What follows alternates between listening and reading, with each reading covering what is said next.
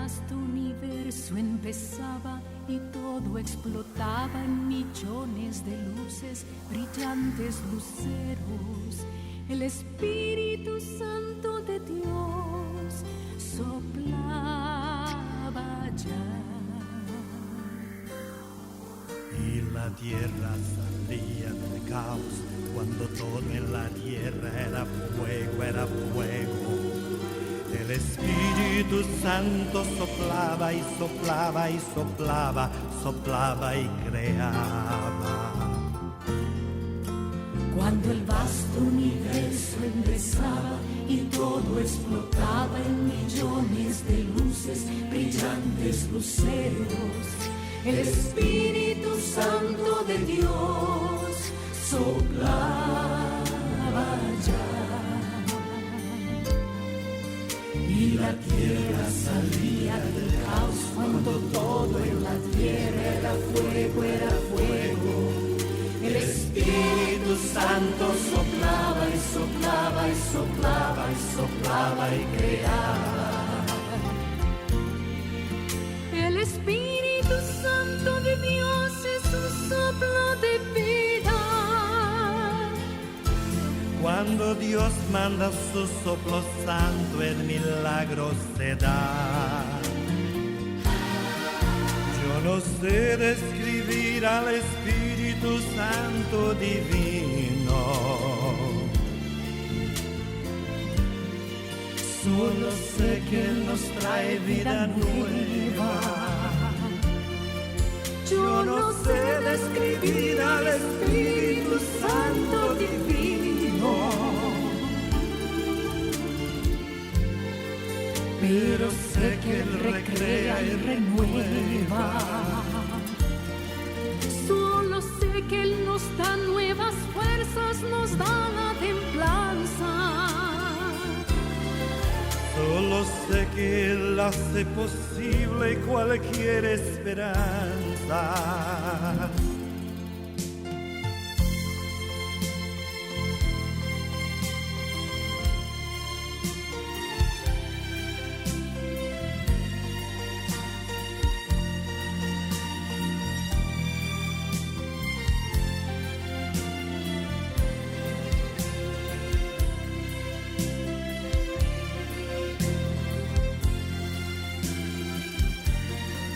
El Espíritu Santo de Dios es un soplo de vida. Cuando Dios manda su soplo santo, el milagro se da. Yo no sé describir al Espíritu Santo divino. Solo sé que Él nos trae vida nueva. Yo no sé describir al Espíritu Santo divino, pero sé que Él recrea y renueva. Solo sé que Él nos da nuevas fuerzas, nos da la templanza. Solo sé que Él hace posible cualquier esperanza.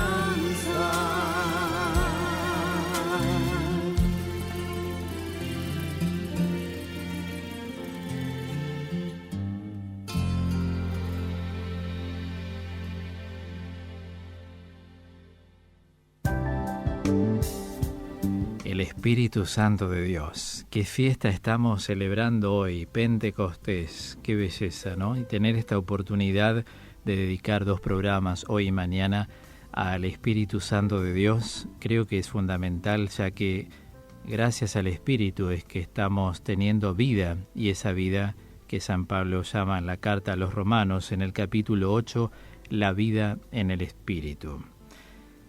Cuando hablamos del Espíritu Santo, a semejanza del Hijo, plantó su tienda entre nosotros. Primero en María, que fue quien primero tuvo contacto directo con el Espíritu Santo. Luego, como lo vemos en Lucas 1:35, ¿no? El Espíritu Santo vendrá sobre ti, dice la palabra de Dios. Lo vemos en Jesús en su bautismo, en forma de paloma, y finalmente sobre la comunidad apostólica reunida alrededor de María en Pentecostés, tal como lo tenemos aquí en la Biblia, en el libro de los Hechos de los Apóstoles, capítulo 2, versículos 1 al 11. Voy a leer la palabra de Dios para que toda la audiencia, no quiero dar por sentado como que todos lo conocen, porque seguramente por lo que oigo en los mensajes, en los llamados, en los emails, hay mucha gente que está como reacercándose a la vida de la iglesia y otros que están, pero tal vez no conocen así en detalles las cosas. De ahí la importancia que tiene la formación. Dice la palabra de Dios, reitero, en Hechos 2, 1 y siguientes. Al llegar el día de Pentecostés, estaban todos reunidos en el mismo lugar. De pronto vino del cielo un ruido semejante a una fuerte ráfaga de viento que resonó en toda la casa donde se encontraban.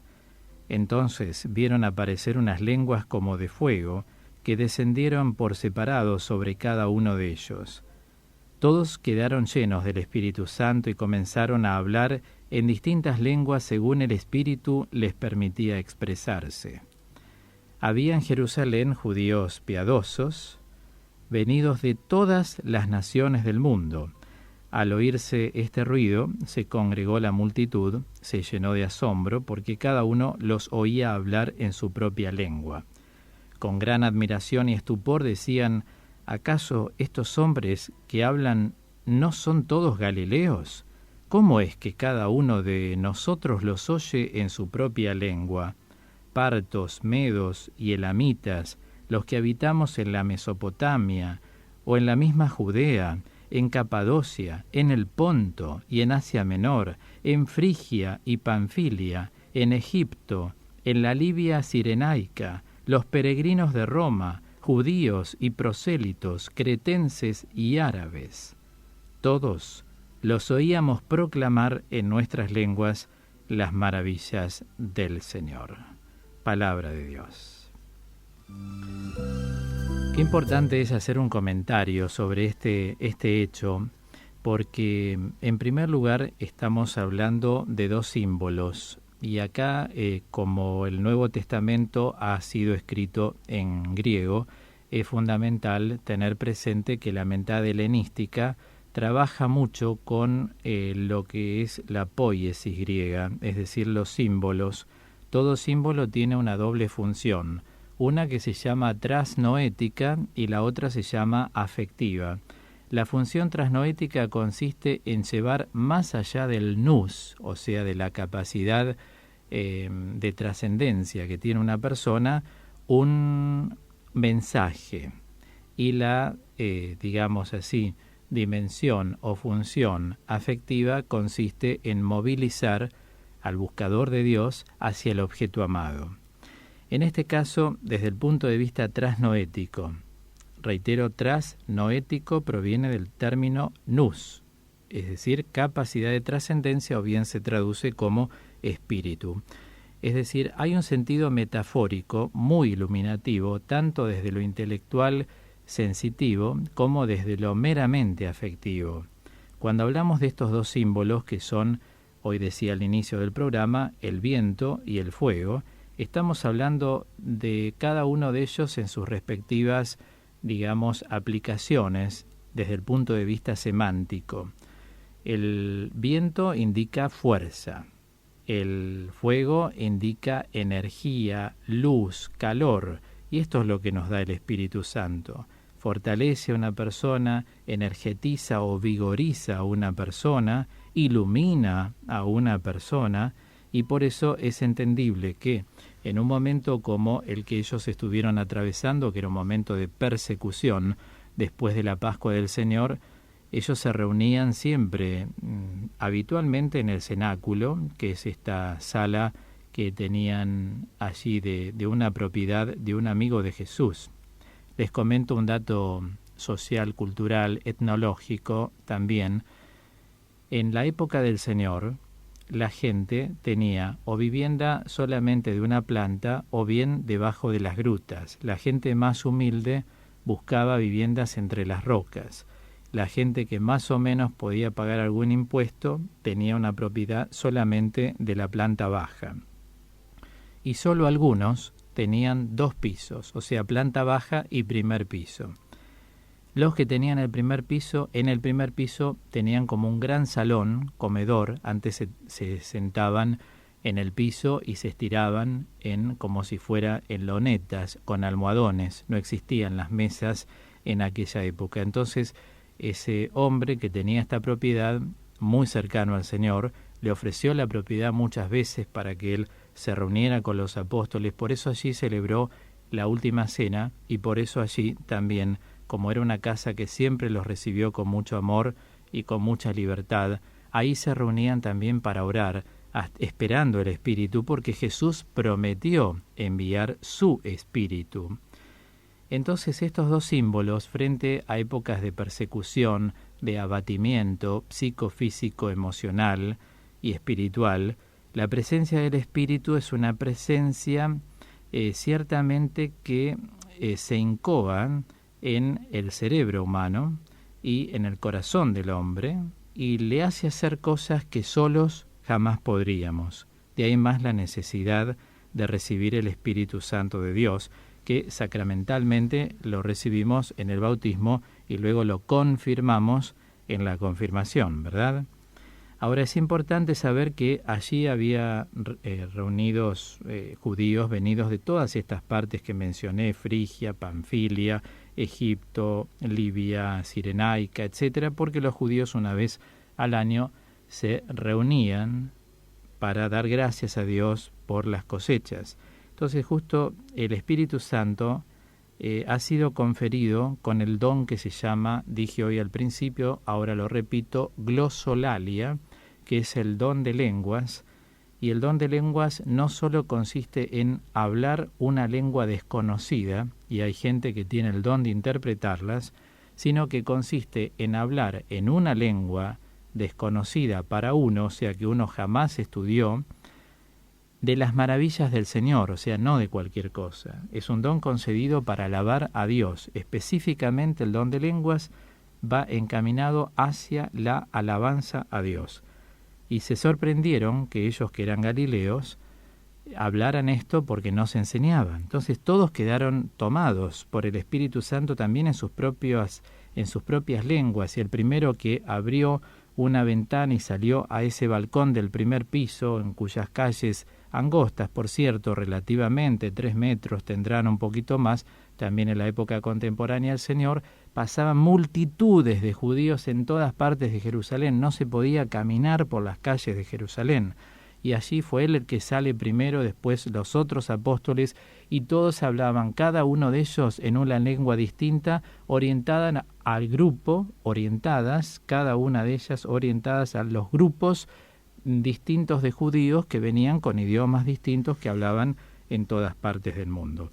Por esto Pentecostés fue realmente en ese momento vivido como una gran efusión del Espíritu, ¿no? O sea, una manifestación a través de la cual se produjeron miles de conversiones. La Iglesia desde ese entonces, cada año, 50 días después de la Pascua, manejando su propio calendario litúrgico, por eso no coinciden muchas veces con el mes o los días ordinarios de nuestro calendario, va celebrando el día de Pentecostés y pide ese Pentecostés, ya que nosotros estamos vivos y el Espíritu del Señor está vivo.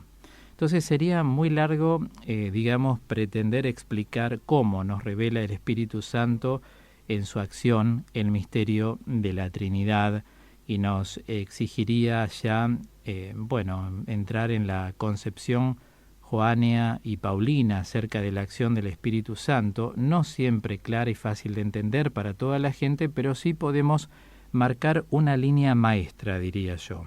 Esa línea maestra se destaca en el pensamiento de ambos apóstoles, que se mueve siempre bajo formulaciones sumamente variadas. O sea, el Espíritu Santo nos conduce al descubrimiento de Jesús como Hijo de Dios y nos permite llamar a Dios Abba, es decir, Papá querido.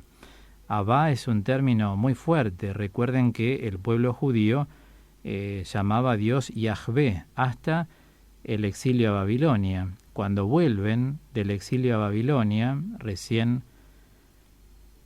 con el rey persa Ciro, que les permite volver a la cabeza con Esdras y Nehemías, que reconstruyen el templo después de la devastación a través del rey babilonio Nabucodonosor en el 587, vuelvo a decir, en el 534, cuando regresan, se preguntan y se plantean por qué le ponen a Dios un nombre si Dios nunca reveló su nombre. De hecho, 1250 años antes de Jesucristo, cuando Moisés sube al Sinaí, Moisés le pregunta, ¿cómo te llamas? ¿Quién eres? Y Dios ha respondido, yo soy el Shaddai. Shaddai, traducido del hebreo, quiere decir yo soy el que es. O sea, no hubo un nombre. Entonces los judíos en el 534 dijeron, ¿quiénes somos nosotros para ponerle un nombre a Dios? Y a partir de ese momento, entonces lo llaman Adonai. Adonai equivale a mi Señor. Entonces Jesús recién es el que nos da el permiso, porque es el único Hijo de Dios, de llamar a Dios Padre. Si no fuera por Jesús, ninguno de nosotros podría llamar a Dios Abba, es decir, papá querido. Como explica el exégeta Joaquín Jeremías, Abba tiene una connotación de cariño. Por eso se le llama papá querido, Abba, Padre. Sin embargo, la obra del Espíritu reside fundamentalmente, entiendo, en revelar para todos al Hijo de Dios, ¿no? Es decir, uno puede llegar a entender, a creer y a vivir en consecuencia que Cristo es el Señor de la vida. Y decir Señor es hablar de que Él nos está enseñoreando, que Él va dirigiendo nuestra vida, que se incoa en las distintas dimensiones de nuestro ser. Nuestra dimensión afectiva, ética, que consiste en el lugar que uno ocupa en la vida, que se incoa en nuestra dimensión intravincular, es decir, con nosotros mismos, que se incoa en nuestra dimensión intervincular. Esto es la relación con los demás. Dios se hace presente también, nos presenta personas, nos alegra el corazón, nos presenta formadores. Ustedes pasando la radio, muchos de ustedes también me han encontrado. Todos somos instrumentos de Dios para conocerlo y acceder más al señorío de Cristo. Uno va por convicción entendiendo que Jesucristo es el Señor de la vida de uno. Por eso digo, ante todo esto, ¿no? Revelar para todos al Hijo. Esa es la misión del Espíritu Santo. Y en actualizar esa gesta liberadora del Hijo, porque ¿el Hijo a qué vino? El Hijo vino a liberarnos. ¿A liberarnos de qué? De los cautiverios. ¿Cuáles son los cautiverios más comunes? Los miedos, los peligros, las obsesiones, los escrúpulos, las enfermedades psicoafectivas, ¿por qué no también de enfermedades corpóreas? Él es liberador en esencia. Entonces, a través del Espíritu Santo, uno puede realmente creer que Jesucristo nos da su Espíritu para que nosotros podamos acceder a Él. De hecho, Espíritu es una palabra que va reemplazando al término parakletos en griego, llamado al lado, traducido literalmente y semánticamente, estamos hablando del término defensor, intercesor, abogado, es decir, el que aboga aquí en la tierra y desde la tierra ante el Padre. Por eso Él dijo, yo me voy, pero les envío mi Espíritu, para que los asista acá en la tierra, porque Él es paráclito ante el Padre, pero su Espíritu es paráclito desde la tierra, ya no en la eternidad, desde la tierra. ¿Se comprende esto? Bueno, ustedes saben que San Pablo es quien se encarga en toda su teología, no sé, mencioné hoy a Romanos 8, puedo citar 8, versículo 9, cuando habla del Espíritu de Cristo, en la segunda carta a los Corintios 3:17, en Filipenses 1:19, cuando habla del Espíritu del Señor, o también el Espíritu de su Hijo, en Gálatas 4:6. O sea, el Espíritu constituye algo así como la atmósfera que favorece el encuentro del Hijo con los bautizados. Podemos situarnos allí en la atmósfera, entendemos, es un escenario de vida, es un escenario, digamos, de comunión que Dios planta como una tienda para encontrarnos cada uno en forma personal y en forma comunitaria con Él. ¿Se comprende? Bueno, yo creo también que es importante en la reflexión del día de hoy tener en cuenta que cada vez que hablamos del Espíritu Santo estamos hablando de ese Dios que hace morada en los corazones, como lo dice el Romanos 8:10, ya que andamos por ahí, y la segunda carta de los Corintios 13:5. También se me viene a la mente aquella enseñanza de San Pablo en Gálatas 2:20 cuando dice: ya no soy yo, sino que es Cristo quien vive en mí. ¿Cómo uno puede darse cuenta de eso? Que el Espíritu Santo ya está incoándose fuertemente en la vida de uno. Por lo que vamos apreciando, entiendo, auditivamente, hay una relación del poder de Dios y de nuestro acceso a la libertad que Dios nos ha dado. El Espíritu produce frutos en una persona. Es decir, ¿cuáles son los frutos del Espíritu? Que también los estoy tratando en el programa, no en este programa especial, pero sí hemos hablado de longanimidad, afabilidad, gozo, paz, mansedumbre, y todo lo que el Espíritu da es duradero porque el Espíritu de Dios no conoce ocaso. Y por supuesto uno tiene esa mansedumbre en los momentos que la necesita, sobre todo es un transmisor de paz, una persona de Dios que vive en comunión con el Espíritu de Dios, el Espíritu de Cristo resucitado, no puede ser una persona altanera, una persona avasallante, es una persona que porta paz, y la gente capta quién porta paz. Se porta caridad también, la caridad es un don, ciertamente como fruto del Espíritu, la persona, hoy decíamos, puede llegar a tener una mirada concentrante, donde la otra persona capta que uno le está prestando atención a lo que dice, o la escucha, no interrumpir a alguien, escucharlo hablar, eso también forma parte de la caridad, o tender una mano, o ayudar económicamente en lo secreto siempre, ¿no? Como dice Jesús, el Padre que está en lo secreto lo ve todo, y Él que está en lo secreto te va a recompensar. Porque Dios no recompensa según lo que uno da, recompensa al modo de Él, que siempre es el más exacto y el perfecto y el más agradable. ¿De qué nos sirve que Dios nos dé según lo que nosotros damos? Si nos situamos en esa ecuación, vamos a pauperizar muchísimo la acción del Espíritu Santo, porque nosotros, ¿qué podemos dar si somos personas? Decir que somos personas quiere decir que somos seres con defectos, seres con naturaleza caída, como dice Santo Tomás de Aquino, es decir, propensos a nuestra vulnerabilidad que nos acompaña permanentemente en la vida. Entonces, toda persona que puede dar a Dios, dé y espere de Dios lo que Él quiere dar. Esto es lo más hermoso. Dios nos da mucho más de lo que nosotros damos.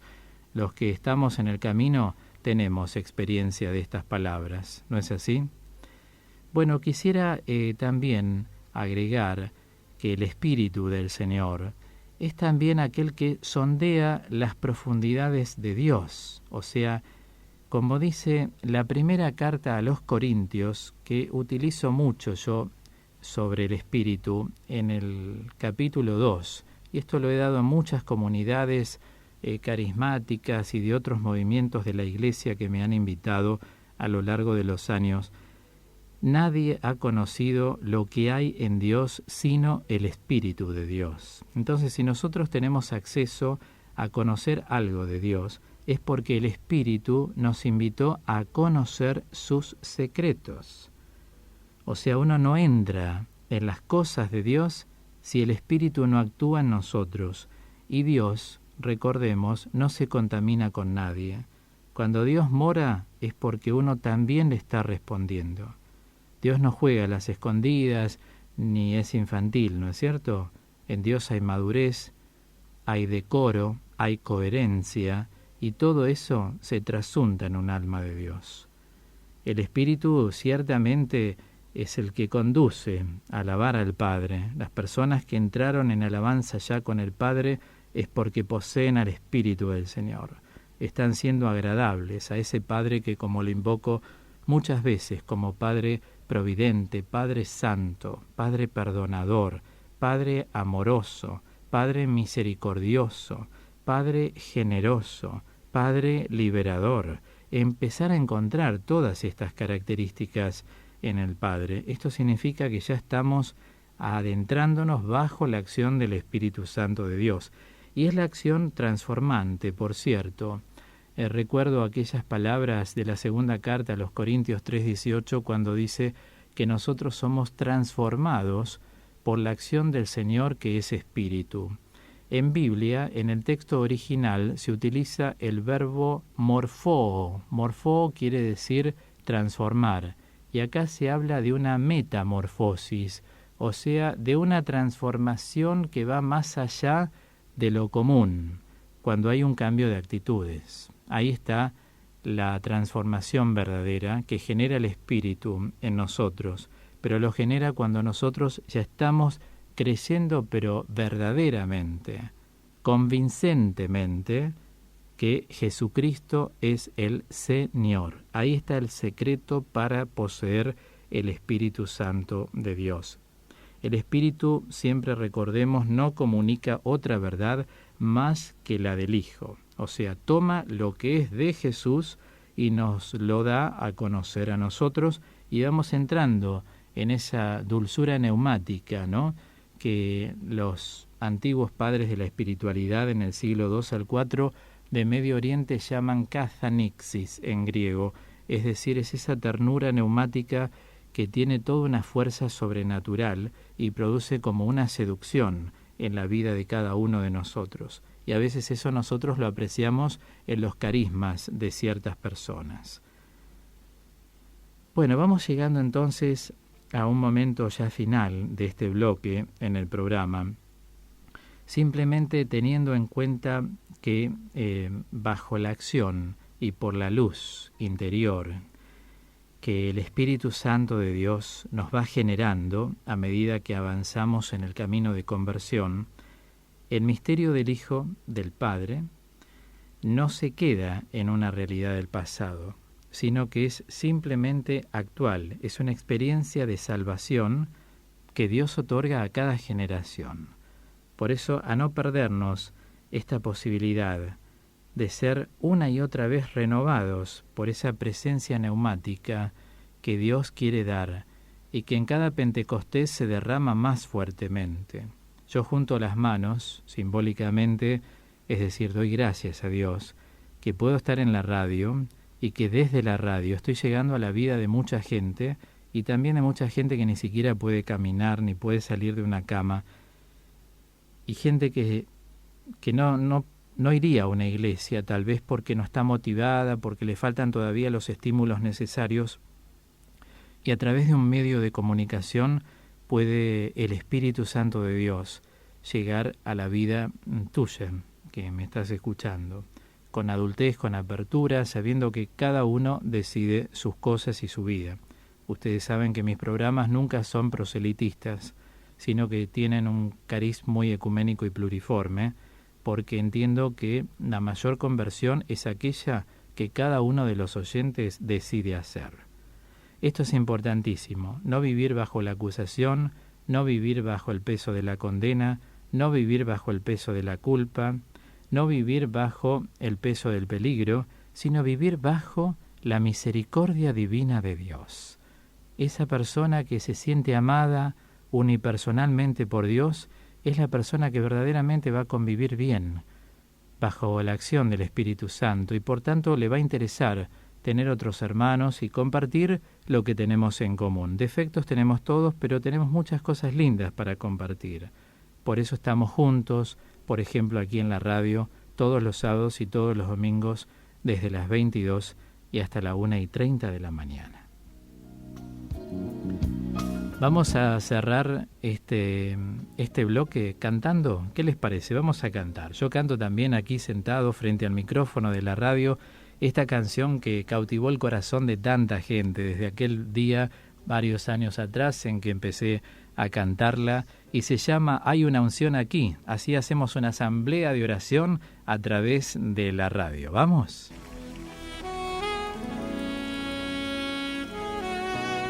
Qué melodiosa que es.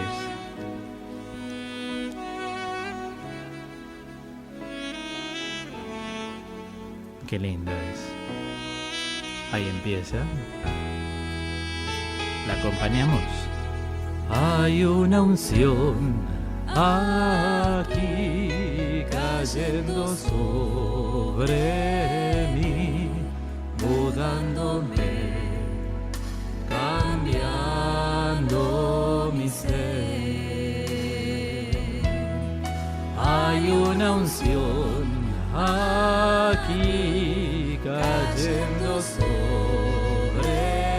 mí, mudándome, cambiando mi ser. Mi espíritu y mi alma se están llenando con el poder del Espíritu Santo. Mi vida nunca más será igual. Mi espíritu y mi alma se están llenando con el poder del Espíritu Santo. Mi vida nunca más será igual.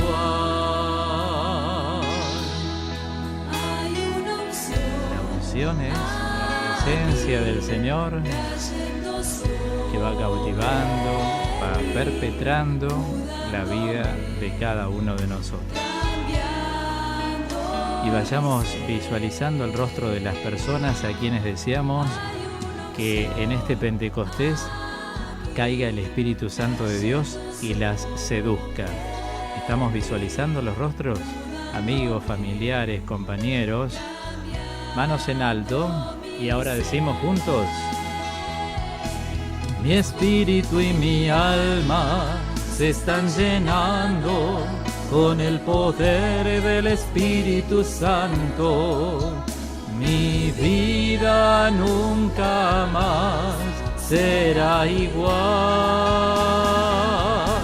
Mi espíritu y mi alma se están llenando con el poder del Espíritu Santo.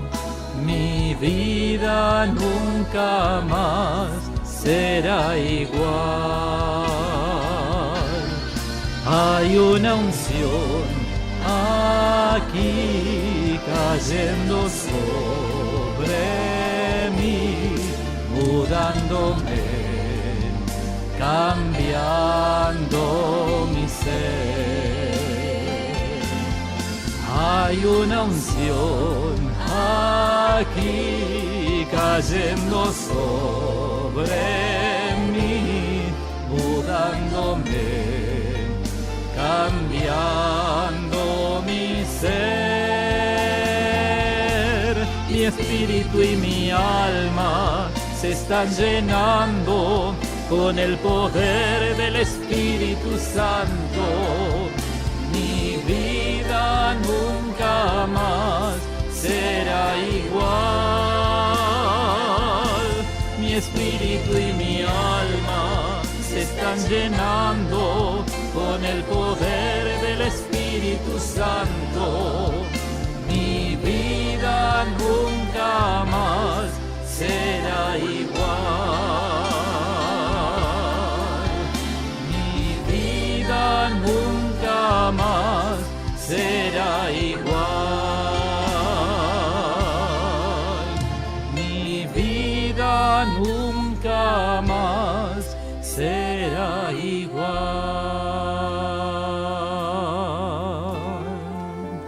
Claro, ¿cómo la vida va a poder ser igual si estamos juntos en el nombre de Jesús reunidos? Demos gracias a Dios.